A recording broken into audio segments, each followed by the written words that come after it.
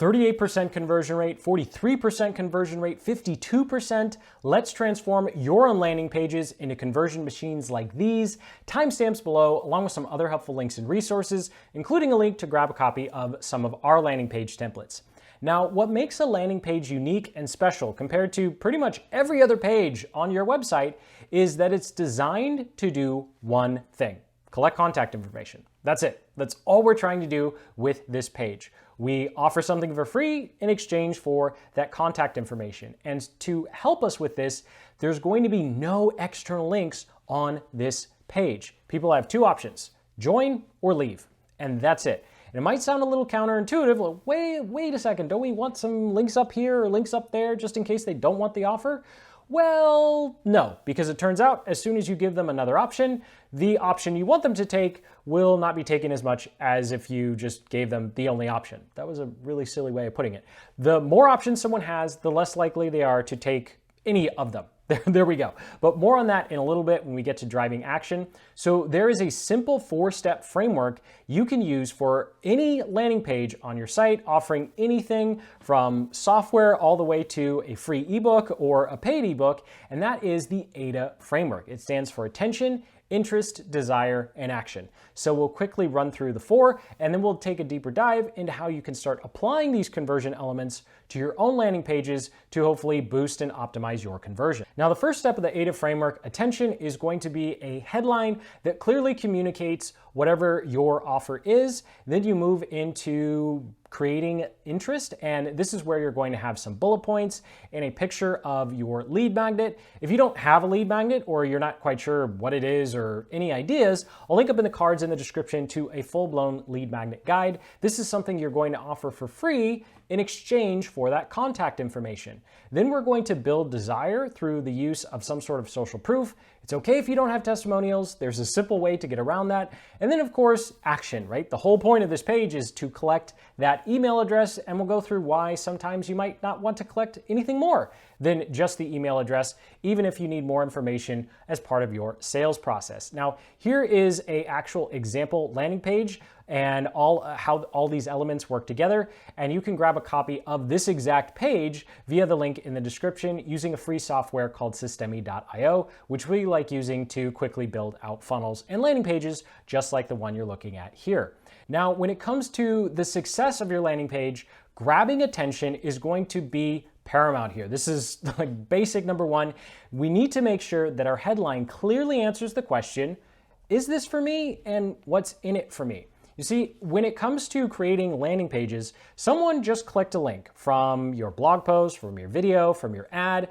And so whatever was said in your blog post, video, or ad needs to match whatever is being promised in the headline. So as an example, if we had a video about baking cakes, we wouldn't have a landing page about eating kale salad or preparing some sort of salad, right? There's a complete disconnect there.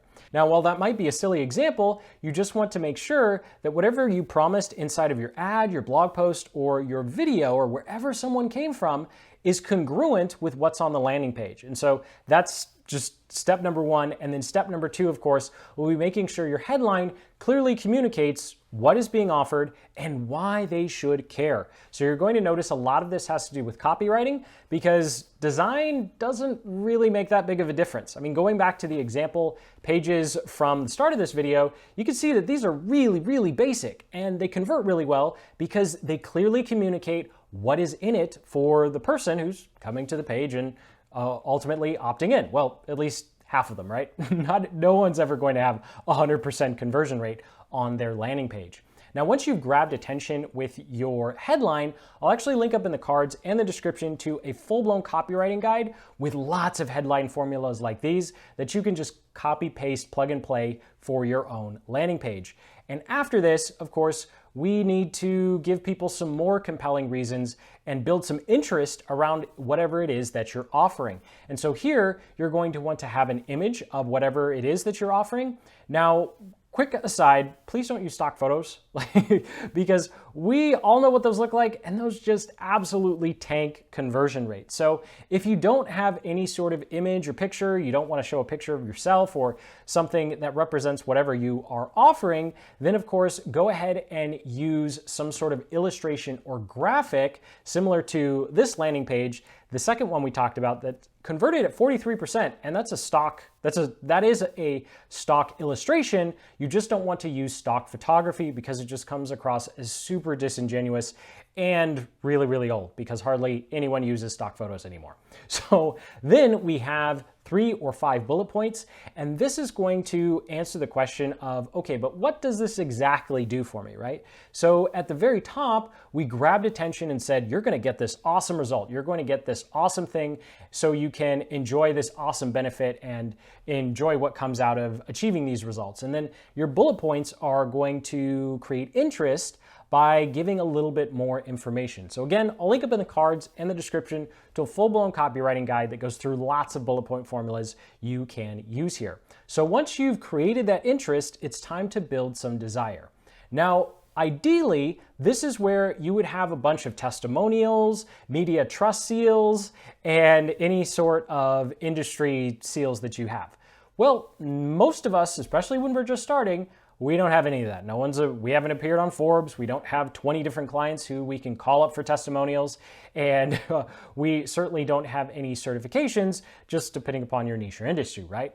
And so what you can do here is you can actually quote yourself. And this is actually a really powerful element because it allows you to tell a quick story. Story is a great way to connect with people who've just come to your landing page. And so if you have a 2 or 3 sentence little blurb of, hey, I had this problem and then I developed this solution, and that lead magnet that's up above my head is what allowed me to enjoy these awesome results. I think you're going to enjoy it too, so you should definitely grab a copy. That's all you need to do with your little benefit statement there.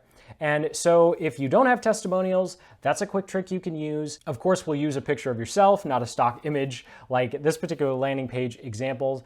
And it just allows you to build some rapport and use the power of story in order to really sell whatever it is that you're offering. Now, the last part, drive action, this is what the whole landing page is about, right? We are doing all of this work to get someone to just put in that email address. Now, I quickly want to address, okay, that was a terrible segue there. I need a thesaurus sometimes. So I quickly want to point out, there we go, there's a better way to say it, point out why we're only asking for the email address. And that's because the more information you ask for, the lower your conversion rates will ultimately be. And so unless you absolutely need their name or absolutely need their phone number for the first part of your sales process, don't ask for it, because you don't need it. You just need their email address so you can give them the free lead magnet, or so you can start sending emails to drive them to your booking page for a consultation or your sales message or your affiliate offer, right? So what's really important here is you spread out what you're asking for, because the more information you ask for, the higher the value of your lead magnet needs to be. And yes, there are large companies and corporations out there, you're doing your research and you see, well, this company, they ask for the name, address, like the business size, what's your budget?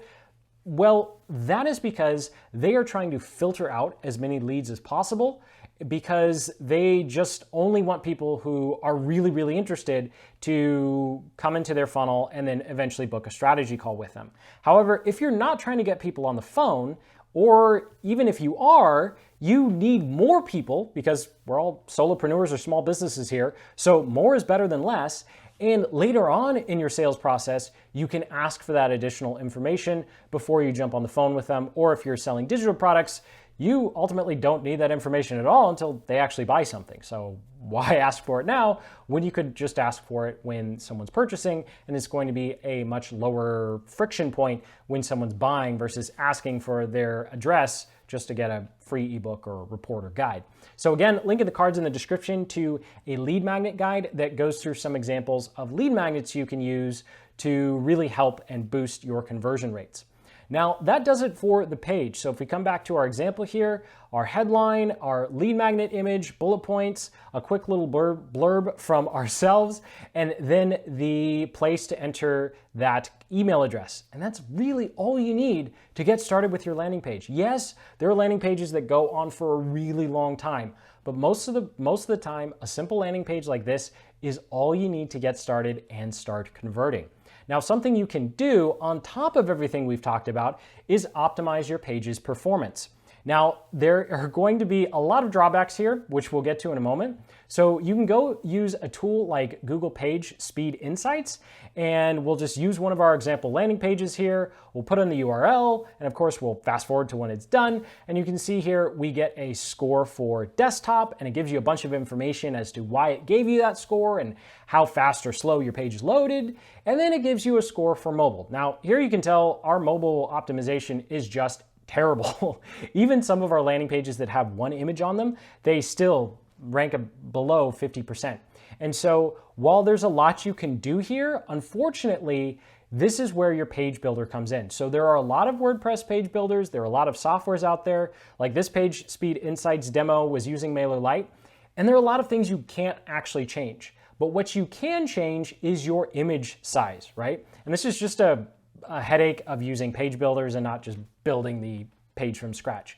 They're going to be slower. But what you can do is take your images and go to a free tool to compress them. So obviously the smaller your image, the faster your landing page will load. And for the most part, that's pretty much all you're going to be able to do unless you switch softwares. And I don't recommend switching softwares just because your page speed insights was terrible. Again, the landing page demos presented at the beginning of this guide, they all have really, really terrible scores when it comes to mobile, but they still convert. And so it's one of those things that this is probably going to be one of the last things you look at, but definitely the first in terms of optimizing your performance is shrinking those image sizes down so that it becomes your page builder that's the problem, not necessarily your image size. So let's go on to the last step of our process, which is actually boosting our conversion. So we've created our landing page, we've followed the ADA framework, hopefully. You've used some of the formulas in that other guide linked up in the cards in the description to do all your copywriting. Now what, right? Well, the last step is testing. And so what you're going to want to do is using either a free tool like Google Optimize, just Google search Google Optimize and you can find it. Or if your landing page builder allows you to do this, is you're going to have landing page A and then landing page B. And on landing page B, you're going to try a different headline. You're going to try a different attention grabber, and then you're going to split the traffic to it. So 50% goes to landing page A, 50% goes to landing page B, and then you just see which one performs better. And that's it. That's all you need to do to optimize your landing pages. So you can go through this process every couple hundred people that hit your site. You can go in and see which one performed better. You turn off the one that underperformed, and then you try another split test. And that is really 90% of improving your landing page. So once you have the ADA framework down and you've applied it, you've shrunk all your images, and you are split testing your headlines, the final step here is actually starting to create landing pages for each one of your traffic sources. So your funnel goes from looking something like this to looking something more like this, where you have a landing page for each traffic source, and of course you're running separate split tests for each one of those traffic sources. And this ties all the way back to our first section, grabbing attention and making sure that it is congruent with whatever the source of the traffic was. And so this also allows you a lot more testing flexibility if you're running any sort of paid ads or you have multiple different blog posts or YouTube videos. The more you can line up whatever your headline is with whatever's talked about in the piece of content or ad, the higher your conversion rates will ultimately be. So thank you so much for watching. Sincerely hope you got some value out of this guide and you have some ideas on how to improve your own landing pages and hopefully speed them up. Again, most of what you see in the page speed test, you're just not going to be able to fix because page builders are so dang slow, and that's just a hazard of not hard coding landing pages from scratch. So hit that like button, subscribe for more guides just like this one. Check out that link in the cards in the description to our full-blown copywriter guide to supercharge your copy for your landing page. And until the next, keep building the business you love.